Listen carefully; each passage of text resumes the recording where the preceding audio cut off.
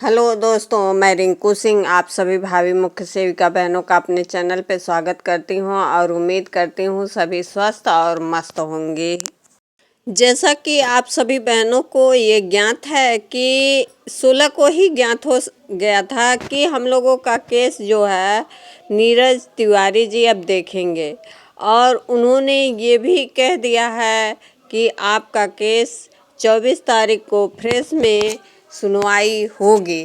तो सभी बहनों को ये तो सबको पता था, लेकिन लिस्टिंग का सबको नहीं ज्ञान पता चला था। कुछ लोगों को पता चल गया था कल ही, लेकिन कुछ को नहीं पता चला था। तो मैं आप लोगों को बताना चाहती हूँ कि हम लोगों की लिस्टिंग 26 नंबर पे फ्रेश केस में लगी है और सुनवाई भी होने की संभावना प्रबल है।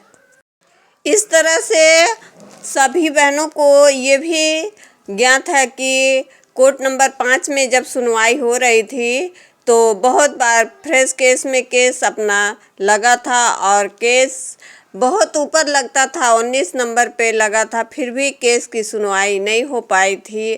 तो अब देखने वाली बात यह है कि कोर्ट नंबर 5 की तरह बस टाल मटोल होगा कि इस बार सुनवाई अच्छे से कर ली जाएगी। कभी कभी सुनवाई होता भी है तो पूर्ण रूप से सुनवाई हो नहीं पाती है, लेकिन सबसे अच्छी खुशखबरी ये है आप लोगों के समक्ष कि इस बार सुनवाई होने की संभावना प्रबल बन रही है, क्योंकि इस समय जो लड़कियां कोर्ट में खड़ी हैं वो अपने पूरे एफर्ट को लगा चुकी हैं और हम लोगों का केस टेकअप होने की प्रबल संभावना इसीलिए बन रही है कि आप सारे काम एक डोर पे आ चुके हैं और इसका न्याय अब मिलना ज़रूरी है और मिलना भी चाहिए कि अब देर आए दुरुस्त आए। अब तो ये भी हो गया है कि बहुत देर हो चुका है, अब आना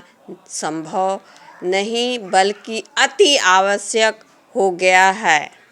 तो मैं उन बहनों से निवेदन करना चाहूँगी कि जो बहनें खड़ी हैं उनको सपोर्ट करके ही उनके मनोबल को बढ़ाया जाए, न कि उनको पीछे करने की चेष्टा रख करके हम वकील के सामने अपने चेहरे को दिखाकर हम अपना क्रेडिट बनाना चाहें तो ऐसा करना कहीं न्याय मुझे नहीं दिख रहा है। लेकिन ये सभी को पता है कि कौन गोरखपुर के जनता दरबार में पहले गया और जाता है और अभी आवश्यकता पड़ने पे जनता दरबार का दरवाज़ा खटखटाएगा।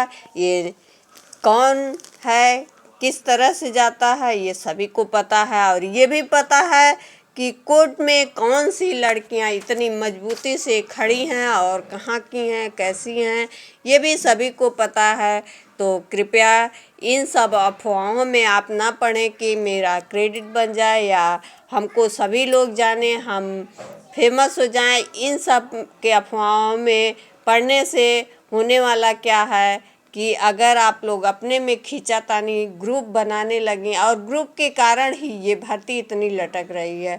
कोई कहता है वीडियो बनाने के कारण भर्ती फंस गई, तो कोई कहता है धरना देने के कारण सुनवाई नहीं हो पाई। इसलिए ऐसे काम आप कतई ना करें कि किसी को ज़बान खोलने का मौका मिले।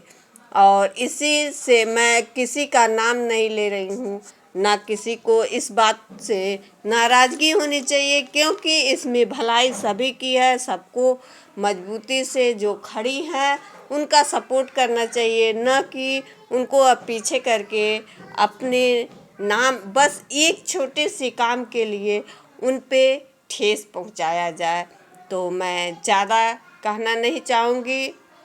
जो भी बहनें जिस भी तरह से प्रयास कर रही हैं उनका बस हम लोग सपोर्ट ही कर सकते हैं और सपोर्ट ही करेंगे। इसी के साथ मैं अपनी वाणी को विराम देती हूँ। धन्यवाद।